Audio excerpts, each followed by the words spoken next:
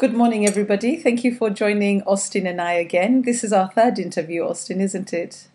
Yes, it is. Yeah, we've done family mediation, and then I think we did prenups.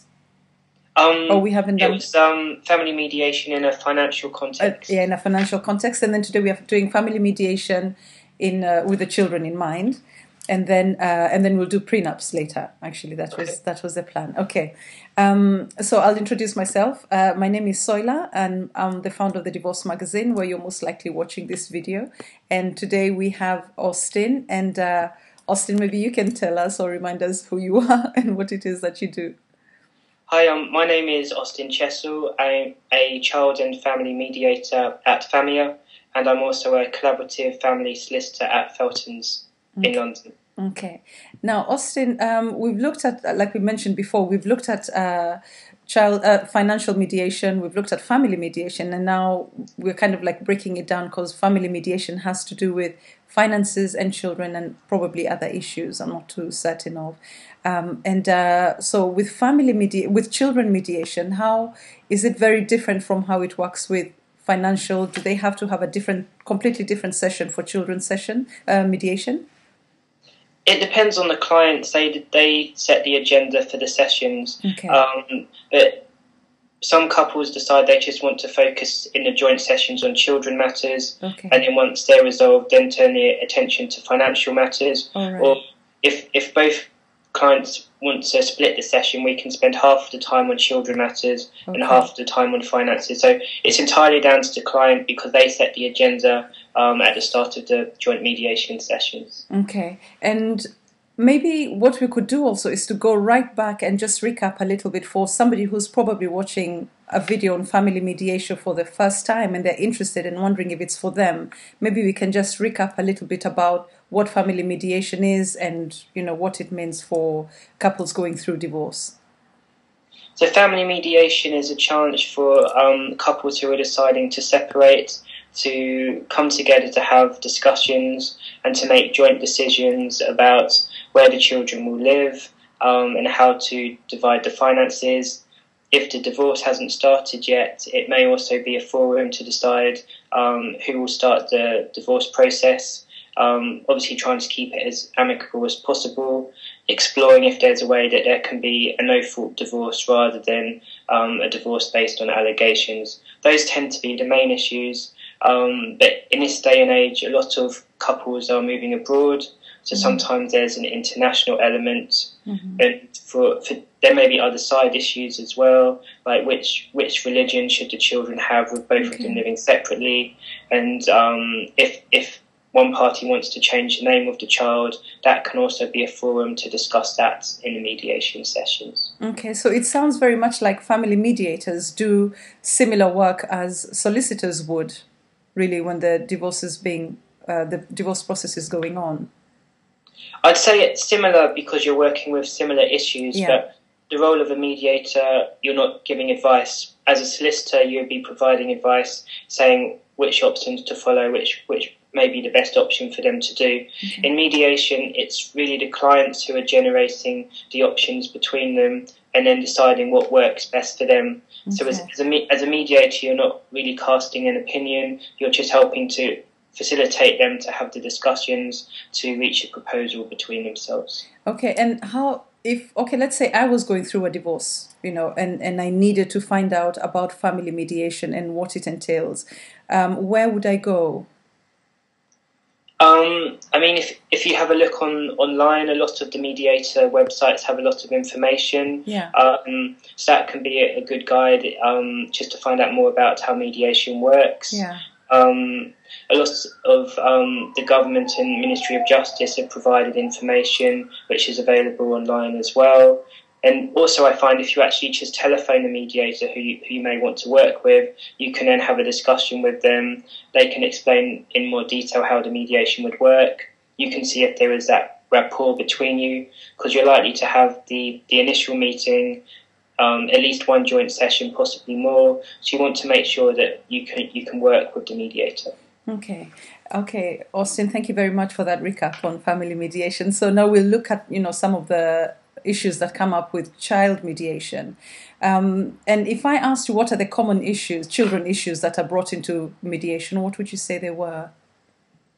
They tend to be how childcare arrangements will work. So it may be where the children will live, and if the children are living with a parent, or even if parenting is shared, it will be how to work out how the childcare arrangements work during the week, during the weekend, over the holiday period, so Easter, Christmas, summer. Right, yeah. Special occasions such as birthdays, how will that work? Will both parents be involved, or how will the childcare work on those days? Yeah. And school, I guess also school activities like sports day and family assemblies and parents' evenings, just how will both parents be involved, even though they're now living separately? Can it be done in an effective way that will not be disruptive to the child? Okay. And you would expect in, family mediation where it's to do with children issues, that there is a lot of emotions running, in the room, because I think we need to mention that within family mediation, you're actually sitting in the room with your ex-partner and the family mediator, and sometimes two mediators, right? I mean, discussions can become heated, emotions can run high.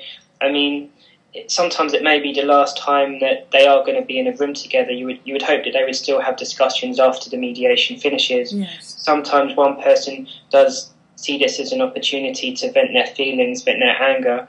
Obviously, it has to be in a controlled way that's not abusive to the other person. If things do become heated, what you may do is you may just pause the mediation session, have a 5-minute break, let everyone stretch their legs and come back. But also I just ensure that there's always tea, coffee available, just because the clients are doing a lot of talking during the sessions. So you just want to make sure that they feel calm and relaxed. Okay. So those tend to be ways that I ensure that if feelings are running high, you can have a break, or just make sure that they've got refreshment so that they can compose themselves. And is it possible for other people to attend or to be involved in the mediation? Like if I wanted to bring a friend or a grandparent or somebody to support me and he wants to bring somebody to support him, is that possible?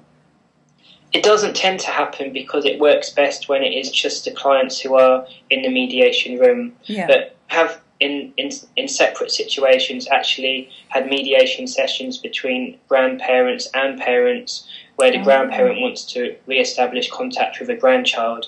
So in that context, the grandparent could be involved in mediation if they want to establish having childcare arrangements with their grandchild. That's really important, Austin, because I did actually do an interview some time ago with a grandparent who had suffered, I think, grandparent alienation, if you want, where the ex-daughter-in-law had taken the child away and they hadn't seen she hadn't seen her granddaughter for over 7 years, and she'd been trying to look and find. So it is possible for somebody else other than the parents to initiate family mediation, right?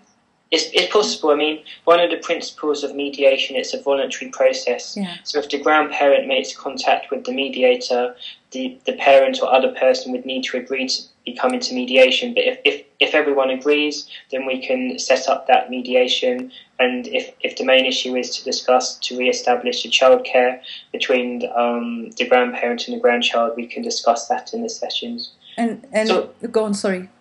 It's also a much quicker process because if the grandparent does have to go down the legal route, they have to first seek permission from the judge to bring an application before they can make a contact application. So in the time, you could have 1, possibly 2 court hearings. You could have the childcare arrangements all agreed in mediation if that's what happens, at a fraction of the time and obviously at a fraction of the cost. Okay, all right. But sorry, let me just understand this, Austin. So for a grandparent to come in to family mediation, they can do it directly through the family mediator and the parent or whoever else is involved, but and without going through the courts.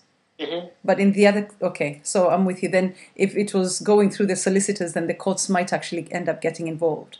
Longer process, much more. It's a longer process, and obviously it's probably a more stressful process because when you go to court, it becomes very positional. You then probably have to prepare statements, have the involvement of CAFCAS. So the court do a very good job in when they're involved in the process, but looking at it from a client perspective, the feedback I get from clients is it's a lot less stressful if they can agree the arrangements through mediation rather than going through the court system. And can children themselves be part of the mediation process? They can do. I tend to work with children 10 and up. That's just me personally as a mediator. But you have to do a special training course to work with children, have a CRB check. And so to mediate with the children, you need the signed consent of both parents before you would arrange a meeting with the child. All right. And then you would have a session with the child. It tends not to be too structured because you want the child to feel relaxed and comfortable to talk. And then the information the children feel is important. That can then be passed back to the parents in a further session, which may then help to shape the decisions that are being discussed if it's, for example, childcare. Okay. And you said that you work with children from 10 and up. What is the youngest that any family mediator can work with? I mean, thinking about the training. It depends on the mediator. Okay. I mean, there's a couple I'm working with at the moment where there is a child who is aged 8 and they're thinking about involving a child in the mediation. But just personally as a mediator, I would aim to work with children aged 10 and up because at that age, I mean, if you go through the court process, at that age their wishes and feelings would start to carry more weight. Okay. So I see. You want to work in... And every child is different. The parents will explain how developed they are. So you judge it on a case-by-case basis. But generally, for me personally, it would be 10 and up. But every mediator is different. They have different views on children they will be comfortable mediating with. Okay, and both parents have to be okay for you to mediate with their child? Yeah, you would prepare a document before the mediation that they both consent to the mediator having the session, and they would both sign that. Okay. And is what is proposed during the mediation session for children, is that legally binding? If proposals are made in the mediation, the document the mediator prepares is the memorandum of understanding. That's not a legally binding document, but if the clients then wanted to make it legal, they would then have to seek advice from a solicitor who could then translate the memorandum of understanding into a legal document. Okay. But if there have been no contested proceedings, it's unlikely that document would go to court because the court may not want to ratify it. But if they've both had it prepared by a solicitor and signed and contact did for some reason break down, you would hope that there's something that could be referred to. There's a signed document prepared by solicitors that both clients have signed. Okay, so it's not legally binding, but more often than not, I would imagine that if you're happy to come for family mediation, that you have both reached some kind of agreement that this is the route you want to take. So whatever, you've reached a consensus. And also, if the child is very young, it may be when the child is older, gets to 5, starts secondary school, gets to 12, that what was proposed in mediation may change anyway. Yes. So what I tend to say to clients is you agree a time frame of how long you want this proposals to run for, and then you may want to review it 6 months, 12 months, however long down the line, because as the child changes, you need to be flexible to change the childcare arrangements that work best for the child. Okay, I'll tell you what we're going to do, Austin. I had a couple more questions for you because I think this is such an important topic. So what I'll do, we'll do a part 2 immediately. So I'll just pause and restart, and then we can do a part 2. Yeah. See you in a couple of seconds. Thanks.